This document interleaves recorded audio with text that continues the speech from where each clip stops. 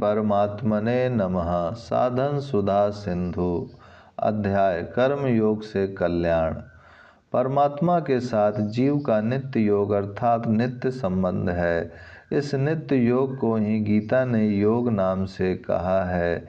इस योग का कभी वियोग नहीं होता, परंतु जब जीव जड़ प्रकृति के कार्य शरीर के साथ अपना घनिष्ठ संबंध मान लेता है, तब वह इस नित्य योग से विमुख हो जाता है, इसको भूल जाता है। जड़ के साथ माने हुए इस संबंध को ही अहम ग्रंथि रूप अहंकार कहते हैं।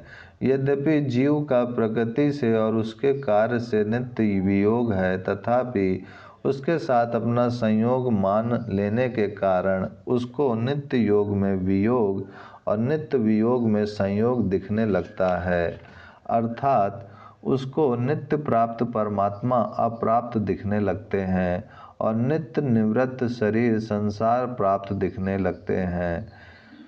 इस भूल को मिटाने के लिए भगवान ने 3 मुख्य योग साधनों का वर्णन किया है: कर्म योग, ज्ञान योग और भक्ति योग।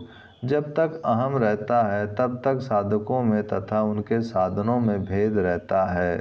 कर्म योग, ज्ञान योग और भक्ति योग, ये 3 भेद भी अहम के कारण ही हैं।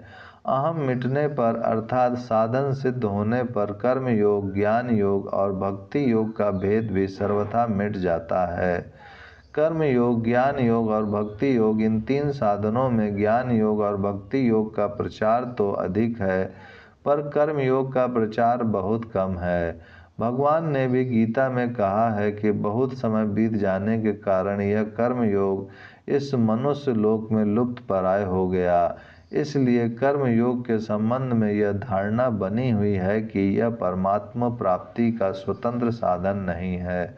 अतः कर्म योग का पालन करने वाला साधक या तो ज्ञान योग में चला जाता है अथवा भक्ति योग में चला जाता है।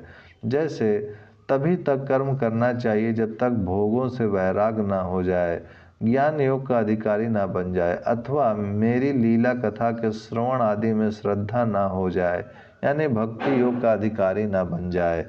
सबसे पहले अपने वर्ण और आश्रम के लिए शास्त्रों में वर्णित क्रियाओं का यथावत पालन करके चित्त शुद्ध हो जाने पर उन क्रियाओं का त्याग कर दे। फिर शम दम आदि साधनों से संपन्न होकर आत्मज्ञान की प्राप्ति के लिए सद्गुरु की शरण में जाए। परंतु इसके साथ ही यह बात भी आती है कि कर्म योग परमात्मा प्राप्ति का स्वतंत्र साधन भी है।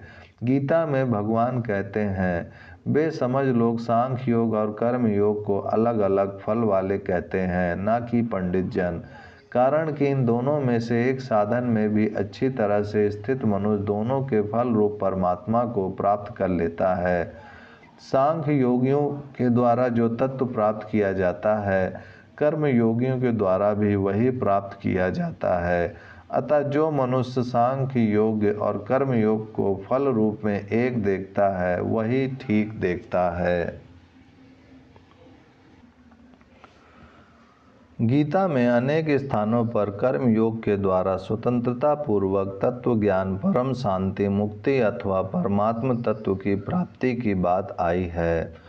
जैसे वह कर्मयोगी उस तत्व ज्ञान को अवश्य ही स्वयं अपने आप में पा लेता है। मननशील कर्मयोगी शीघ्र ही ब्रह्म को प्राप्त हो जाता है। केवल यज्ञ के लिए कर्म करने वाले मनुष्यों के संपूर्ण कर्म विलीन हो जाते हैं। जिस कर्मयोगी महापुरुष के संपूर्ण कर्म ज्ञान रूपी अग्नि से जल गए हैं, उसको ज्ञानी जन भी पंडित बुद्धिमान कहते हैं। कर्मयोगी कर्म फल का त्याग करके नैष्ठिकी शांति को प्राप्त होता है। श्रीमद् भागवत में भी कर्म योग को परमात्म प्राप्ति का स्वतंत्र साधन बताया गया है। जो स्वधर्म में स्थित रहकर तथा भोगों की कामना का त्याग करके अपने कर्तव्य कर्मों के द्वारा भगवान का पूजन करता है तथा सकाम भाव पूर्वक कोई कर्म नहीं करता, उसको स्वर्ग या नरक में नहीं जाना पड़ता, अर्थात वह कर्म बंधन से मुक्त हो जाता है।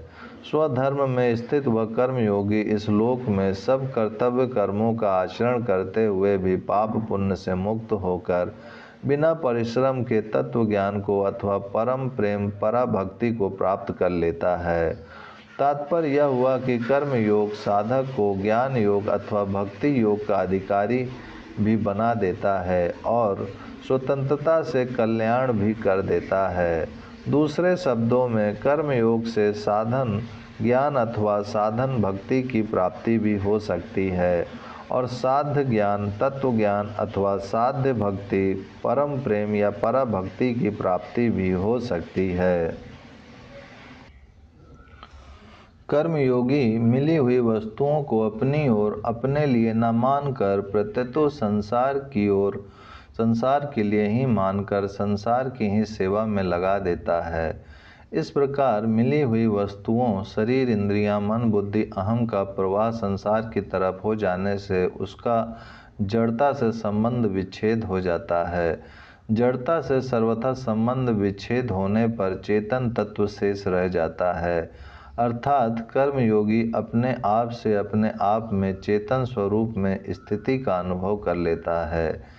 हे पार्थ, जिस काल में साधक मनोगत संपूर्ण कामनाओं का अच्छी तरह त्याग कर देता है और अपने आप से अपने आप में ही संतुष्ट रहता है, उस काल में वह स्थित प्रज्ञ कहा जाता है। कर्म योग से सिद्ध महापुरुष को अपने आप में स्थिति का अनुभव कैसे होता है, इसको बताते हैं। जो मनुष्य अपने आप में ही रमण करने वाला और अपने आप में ही तृप्त तथा अपने आप में ही संतुष्ट है, उसके लिए कोई कर्तव्य नहीं है। उस कर्म योग से सिद्ध हुए महापुरुष का इस संसार में ना तो कर्म करने से कोई प्रयोजन रहता है और ना कर्म ना करने से ही कोई प्रयोजन रहता है, तथा संपूर्ण प्राणियों में किसी भी प्राणी के साथ इसका किंचित मात्र भी स्वार्थ का संबंध नहीं रहता। अपने आप में स्थित का अनुभव होने पर उसका प्रकृति गुण विभाग और कर्म विभाग से सर्वथा संबंध विच्छेद हो जाता है। जब तक मनुष्य प्रकृति के साथ अपना संबंध तादात्म्य मानता है, तब तक वह प्रकृति जन गुणों के द्वारा की जाने वाली क्रियाओं को अपने द्वारा की जाने वाली मानता है। संपूर्ण कर्म सब प्रकार से प्रकृति के गुणों द्वारा किए जाते हैं, परंतु अहंकार से मोहित अंतःकरण वाला अज्ञानी मनुष्य मैं करता हूँ ऐसा मानता है। परंतु जो गुण विभाग और कर्म विभाग को तत्व से जानने वाला है, अर्थात जिसने प्रकृति से संबंध विच्छेद कर लिया है, वह कर्मयोगी महापुरुष ना तो गुणों में आसक्त होता है और न कर्मों में ही आसक्त होता है। हे महाबाहो, गुण विभाग और कर्म विभाग को तत्व से जानने वाला महापुरुष संपूर्ण गुण ही गुण में बरत रहे हैं ऐसा मानकर उनमें आसक्त नहीं होता। जिस समय ना इंद्रियों के भोगों में तथा न कर्मों में ही आसक्त होता है, उस समय वह संपूर्ण संकल्पों का त्यागी मनुष्य योगारूढ़ कहा जाता है। ओम शांति शांति शांति।